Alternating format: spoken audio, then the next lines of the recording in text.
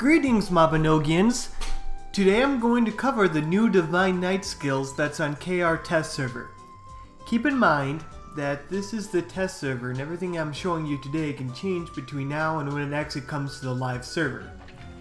These skills are interesting in the fact that it's not like transformation skills where you don't need AP to level them up. These skills require using them to train them, spending AP to rank them, and you gain stats for ranking them. Also, there's a whole new Divinity level and subskill system to these skills that we'll get into. You'll obtain these skills from completing the Chapter 6 mainstream quests. On test server, we get them automatically so that we can test with them. All the Knight skills share the same cooldown, so if you use one of these skills, the other two are also in cooldown. Something to keep in mind for raid parties is you're going to want to have someone able to use them at certain points in order to survive some of the raid boss's attacks. Let's start off with Shield of Trust. Shield of Trust requires 215 AP to rank 1, and it will give you 26 mana, 26 stamina, 5 strength, 5 int, 5 dex, 5 will for ranking it. What is this skill, you ask? What does this blah, my god. Alright, what the skill does is it gives you plus 40 defense, lasts 16 seconds, and has an AoE damage range of 16 seconds. Tripping all over myself here. Allies in the AoE range of the skill will receive its bonus. Now, that doesn't sound all that impressive, right? Well, here's the kicker. Its main use is going to be in the new raid party system I was showing you guys in my previous video. Let me demonstrate what I mean. Notice the damage that just did. If this was on hard, I'd be dead. See how that only did 1 damage?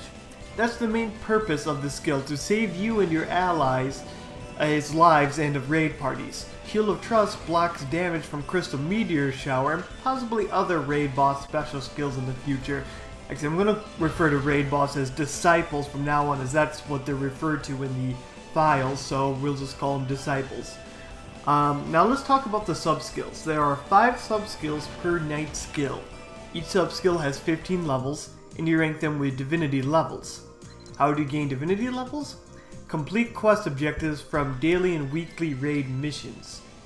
These quests will reward you with Divine Experience each time you complete a requirement, as well as giving you bonus Divine Experience if you complete all the objectives and complete the quest.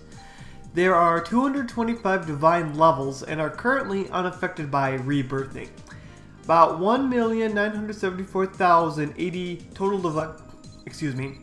Divine Experience is needed to rank all the subskills, which, if you do all the weekly and daily missions, you're looking at about 3 to 5 years of work. Now, they could make it easier in the future, but that's currently how it stands. Now, Divine levels isn't the only thing you need to rank these. Special conditions must be performed to unlock the subskills, and then require additional requirements to train them. None of the subskills give you stats for ranking. So with that out of the way, let's talk about the subskills for Shield of Trust. First, we have Traveling Mind. Currently no idea how to unlock, but to trade it, you need to use when you're a certain distance away from a party member. The skill itself increases the AoE range of Shield of Trust, allowing you to protect your party members more easily. Would be a good idea to level this first to increase the survivability of party members in raid parties. His max range is increased by 210 at level 15. So having it encompass more people frees up those members that are a little bit further away to use some of their other skills. Next one we have is Recovery Touch. Apparently you obtain this from performing the tutorial. I've not been able to locate the tutorial on test, so I guess we'll have to see on this one. But in order to level it, you need to use it when the user's HP, it says target's HP, but when it's below a certain point, skill increases the amount of HP that Shield of Trust heals. Max of 210 HP healed at level 15. Next we have Magic Shield. You obtain this by using Shield of Trust to defend against Crystal Meteor Shower 50 times. To rank it, just be attacked while skill is in use. Plus 15 magic defense when using Shield of Trust at level 15. Then we have a Step of the Protected. You obtain this by completing a raid successfully 10 times as a leader. Currently in test, this keeps resetting every time I relog. Hopefully this is fixed when it goes live. Bleh. To level it, get hit by Crystal Meteor Shower while skill is active. Gives plus 38% movement speed at level 15. Finally, we have Touch of Restoration. You obtain this by clearing 4 order quests within a week, most likely talking about the daily ones. It increases wound recovery, very useful for when Gargash uses Sacred Imprisonment, which heavily wounds you pretty quickly. You level it by using it when you have a certain percent of injury. At level 15, it recovers 38% wound. So, that is Shield of Trust. Now, let's move on to Celestial Spikes. This skill does a damage over time on the mob you use it on. There's a subskill that allows this to hit multiple mobs. So Celestial Spikes requires 215 AP to rank 1, and will give you 26 mana, 26 stamina, 5 strength, 5 int, 5 dex, 5 will for ranking it. At rank 1 it lasts for 10 seconds, deals 180 damage per second for a total of 1,800 damage applied. Now for the subskills, first we have Divine Faith. No idea how to obtain this, but using Celestial Spikes when your mana is below a certain threshold trains it. It has 38% mana recovery rate, or just recovers 38 mana, not entirely sure, but we'll try to get that clarified at some point to try to get a more concrete answer on that. Next we have Propagated Faith, or Propagated Faith. I think I misspelled it in this, but no idea how to get this one either, but the training requirements is to use the skill from a certain distance. At rank 1 it increases the range you can cast Celestial Spikes at by 210 centimeters. Not sure if that's a typo or not, but that seems like a short distance. Anyways, next is Deep Wounds of the Soul. Get rank 5 Celestial Spikes, Shield of Trust, and Judgement Blade to obtain this, and use it on an enemy to kill it to train it.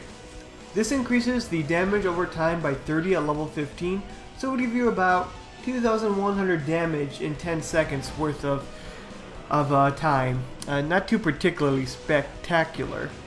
Next is Weight of Conscience. Use Celestial Spikes 50 times to unlock this. Train it by attacking a certain number of additional enemies with Celestial Spikes. It decreases the movement speed of 6 nearby enemies in a 330 centimeter radius for 6 seconds at level 15. Finally, we have Thorns of Sin. No idea how to obtain this, but to level it, get down, Chen. Sorry about that. Where was I? Ah, yes. We don't know how to obtain Thorns of Sin, but to level it, you gotta attack a certain number of additional enemies with Celestial Spikes. At level 15, it deals 35 divine damage per second to 6 additional enemies in a 330 centimeter radius for 6 seconds. And now onto our last Divine Knight skill, Judgment Sword or Judgment Blade, whichever you prefer. Much like Celestial Spikes and Shield of Trust, it requires 215 AP to rank 1, and will give you 26 mana, 26 stamina, 5 strength, 5 int, 5 dex, 5 will for ranking it. At rank 1, it deals 700% of your max damage in a linear line of 9 meters and does extra defense reduction against disciples. First skill we have is Huge Power.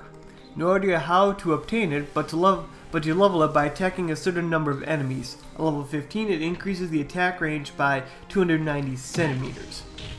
Second subskill we have no idea on, unfortunately. Something about increased execution time, we're still rather confused on that one. We'll get back to you guys later whenever we find out. Third subskill is False Believe Broken. That's a bad name. That's probably very broken English. There's a better English name for it, but whatever. This skill allows you to break the defense of the disciple when using Judgment Sword at the right time. Unsure on the right time, but I believe in Hardy throws up a shield at certain points, so maybe for that. Level 15, it does 3% defense reduction to disciples. No idea how to obtain it, but you train it by using it when the disciple's HP is below a certain point. Baptism of the Knife is the next sub-skill. No idea how to obtain this one either, but you train it by dealing a critical hit.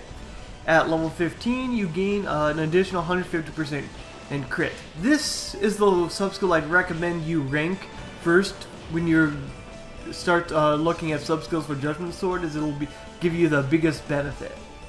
Finally, we have Divine Spark.